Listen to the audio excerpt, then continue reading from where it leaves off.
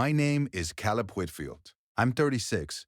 I do structural engineering for a mid-sized firm downtown, mostly load calculations and permit drawings, the kind of job nobody asks a follow-up question about at parties. I own a coat rated for -20 degrees that I have never once needed, until the night I got snowed into an office with a woman who'd spent 2 years pretending she didn't like me. The storm was not the point. The storm was just the excuse the universe used. Her name was Naomi Park. She was 31, ran client accounts on the floor above mine, and kept a desktop plant so aggressively alive that people from other departments came by just to ask what she was doing right. She had a way of looking up from her monitor, like she'd already clocked you walking over before you decided to. We met 2 years ago in a budget meeting that should have lasted 30 minutes and somehow lasted 90. Because somewhere around minute 10, she'd interrupted my department's funding request with a single raised eyebrow and the sentence, "That number is doing a lot of emotional labor it can't back up." And the room had gone quiet in a way that told me this was a person worth being annoyed by for a long time. I'd pushed back. She'd pushed back harder. By the end of the meeting, neither of our budgets had actually been resolved, but we'd developed a running rivalry over whose department actually drove revenue. A debate with no real winner, which didn't stop either of us from refighting it at every opportunity, usually in the break room, usually over coffee neither of us needed. We were work rivals with an asterisk. Comfortable enough to needle each other in the break room, careful enough to never let it go further than needling. And both of us privately suspected the carefulness was doing more work than either of us wanted to admit. The forecast had said flurries. The forecast was wrong in the specific way forecasts are wrong, right before they ruin your evening. By 6, the parking lot outside the conference room window had disappeared under a white that didn't look like weather anymore. It looked like a decision. By 7, the building's email chain had gone from light accumulation, expected to please do not attempt to drive, CT advisory in effect in a way that suggested someone upstairs was also watching the same window I was. Most of the floor had cleared out before it got bad. I'd stayed late finishing a drawing set. Naomi had stayed late for reasons she hadn't volunteered, and I hadn't asked about, because asking felt like admitting I'd noticed she was still at her desk an hour after everyone else's coat hooks went empty. I found her in the break room around 8, staring into a vending machine like it owed her an apology. "It ate my dollar," she said without turning around. "That machine has been stealing dollars since before either of us worked here. It's basically load-bearing at this point. I want my dollar back, Caleb." "You're not getting your dollar back. Nobody's ever gotten their dollar back. There's a small shrine somewhere behind it, made entirely of other people's dollars, that got the laugh." Quick, surprised, gone before she could stop it. She turned around then, and behind her through the break room window, I watched the parking lot lights cut through snow that was no longer falling so much as accumulating with intent. "Have you looked outside in the last 20 minutes? I had not looked outside in the last 20 minutes. I looked outside. "Oh," I said, "yeah, that's a lot of snow. That's a lot of snow that wasn't there an hour ago." She crossed her arms, which she does when she's deciding how worried to actually be about something. I called a car. It canceled on me twice. The second driver texted me a single snowflake emoji and turned his phone off. Eloquent. Devastatingly so. He checked my own phone. No cars within 40 minutes, and the one that showed up briefly disappeared before I could confirm it, like it had thought better of the whole arrangement. The trains had a service alert that used the word suspended, which is the kind of word that ends an evening's plans without leaving room for negotiation. "I think we're staying," I said. "In the office. In the office." She looked at the vending machine, then at the window, then at me, and something crossed her face that wasn't quite alarm and wasn't quite the opposite of alarm. "Well," she said, "guess we're stuck talking now."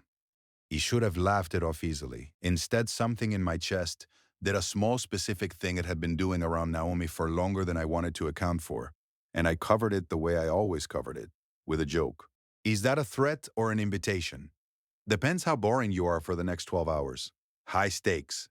Extremely high stakes." That sentence did something quiet to the room, even with a joke wrapped around it.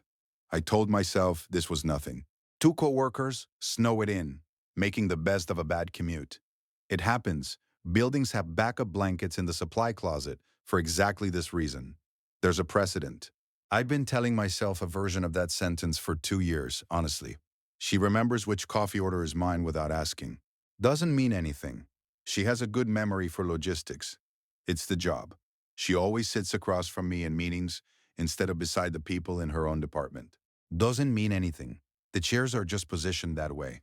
I had built an entire filing system out of explaining her away, and the filing system held up fine right until I was standing in a break room at 8 at night with nowhere to go and no reason left to leave.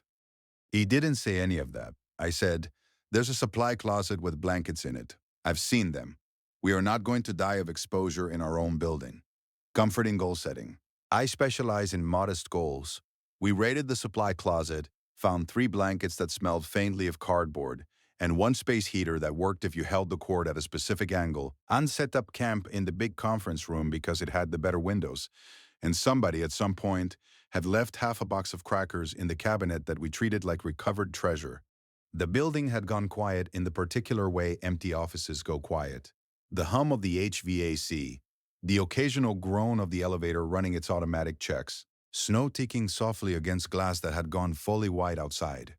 The overhead lights had switched to some automated night setting nobody knew how to override, dimmer than usual, throwing everything into a soft amber that made the conference room feel less like a place where budget arguments happened and more like somewhere people actually lived. Naomi sat cross-legged on the conference table with a blanket around her shoulders, eating crackers like they were a delicacy, and somewhere below us a plow scraped past on the street, the only sign that the outside world still existed at all. "You know," she said, "in 2 years, I don't think I've ever actually talked to you. Not really. We've argued about budget allocations, and you've made fun of my plant collection, but I don't think I know anything real about you. You know I take my coffee black with 1 sugar. That's not real information, that's a coffee order. It's load-bearing information." She threw a cracker at me. It missed. She does not have the arm for it. A fact I noted and immediately filed away with everything else I was apparently keeping a quiet inventory of. "Fine," I said.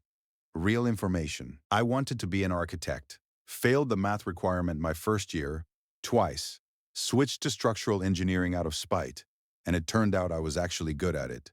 So now I do the unglamorous version of the thing I wanted, and I've made peace with it. That's actually real. I have range. You really don't. But that was range." She pulled the blanket tighter and looked at me a beat too long before looking away, which I noticed and didn't say anything about. We talked for an hour like that, not performing for each other, the way we usually did across a conference table with an agenda between us, but actually talking, the kind where the silences stopped being something either of us needed to fill. She told me about her sister's wedding next spring, the cousin who was definitely going to cause a scene. The plant on her desk that she'd named after a college boyfriend specifically so she could say she'd successfully kept him alive longer than the relationship had lasted. He laughed too hard at that one. She noticed I'd laughed too hard. "You don't usually laugh like that," she said. "Like what?" "Like you weren't planning to." I didn't have a joke ready for that, which told her something, I think, by the simple fact of its absence. I have poor survival instincts around women who notice things about me I don't say out loud. It's a documented weakness. I should probably get it looked at, ideally by someone who isn't currently sharing a blanket with me. Her phone buzzed on the table. A text from her sister. Something about the storm. And she glanced at it and turned it face down without answering, which I noticed and added to the pile I'd stopped pretending I wasn't keeping. We kept talking, the heater ticking through its cycle, the snow outside thickening past the point where either of us still pretended to check our phones for updated forecasts. At one point, she got up to refill her water at the little sink in the corner, and on her way back, she paused at the conference room whiteboard, where someone had left a half-erased diagram from an earlier meeting, and traced one of the leftover lines with her finger without seeming to notice she was doing it. He noticed. "I noticed the way you notice somebody's hands when you've run out of safe places to look. You're doing the thing again," she said, not turning around. "What thing?" "The thing where you watch me like I'm a structural problem you're trying to solve." "That's an unfair comparison. Structural problems are predictable. Are you saying I'm not predictable?" "I'm saying I've had 2 years of data and I still can't model you. That should tell you something." She didn't answer that one right away. She came back to the table instead, sat a little closer than she had been sitting before, and didn't say anything about the distance, which from her was its own kind of admission. At some point, she picked up a straight pencil from the table and started sketching absently on the back of a discarded agenda. Small geometric shapes, nothing in particular. The kind of doodle people make when their hands need something to do while their brain is elsewhere.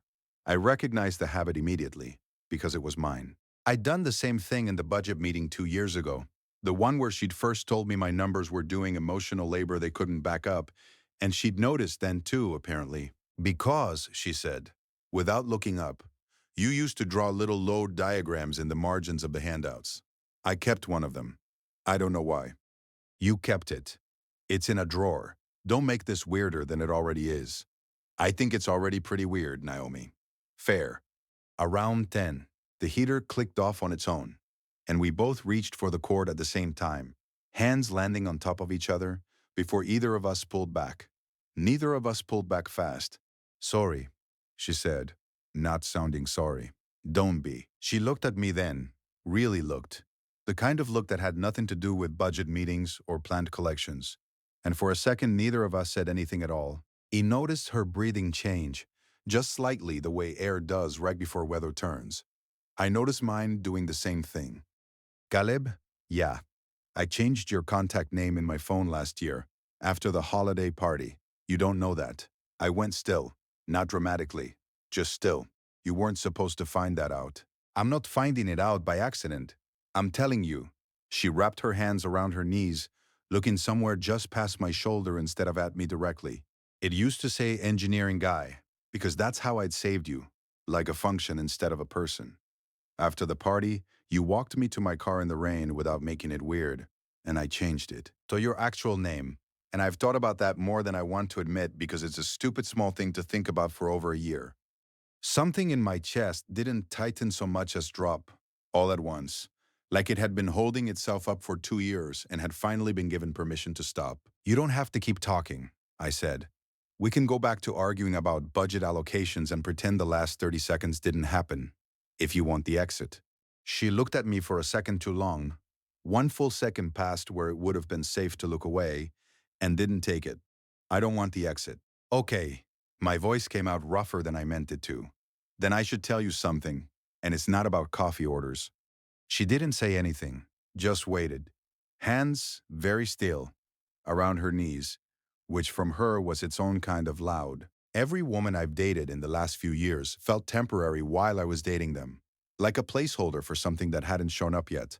You've never once felt temporary, not even when we were arguing across a conference table about whose department actually drives revenue, which for the record is mine. It is not yours. It's not the point right now. The point is, I've spent 2 years building a case against myself for why none of this matters, and I'm done arguing with myself about it. When something good happens, you're the person I want to turn and tell first. And I've been telling myself that's just because your desk happens to be near the stairwell. It's not the stairwell. It's never been the stairwell.